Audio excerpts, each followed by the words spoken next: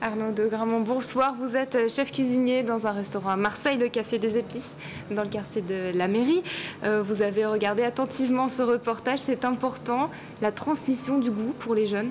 C'est l'avenir, ouais, bien sûr, c'est important. C'est apprendre aux enfants de leur éduquer du goût pour que puissent après retransmettre aussi à leurs enfants et puis faire comprendre.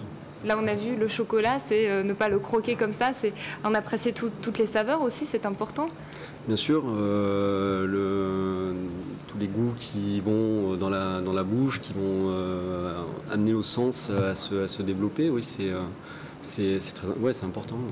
Alors, vous êtes père de famille, vous avez des enfants et vous allez vous rendre dans leur école cette semaine pour participer à cette semaine du goût et apporter vos lumières en tant que chef cuisinier.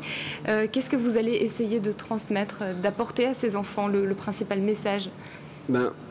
Qu'on peut... alors ça va être difficile parce que c'est ma dernière qui a 3 ans, donc ces petits-enfants, c'est leur montrer quelques légumes, leur expliquer que on peut avec 2-3 ingrédients essayer de leur donner des saveurs, du croquant un peu, du fondant aussi, et je vais essayer de faire des petites madeleines pour essayer de rigoler aussi un peu, que ce soit...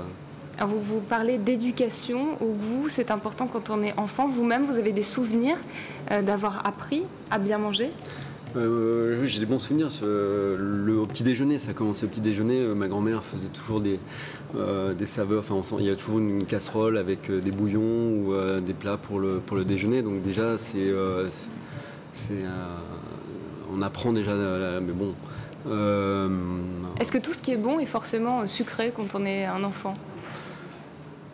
En général, oui. Enfin, les enfants, c'est vrai on a des goûts un peu. On n'aime pas tout ce qui est amer.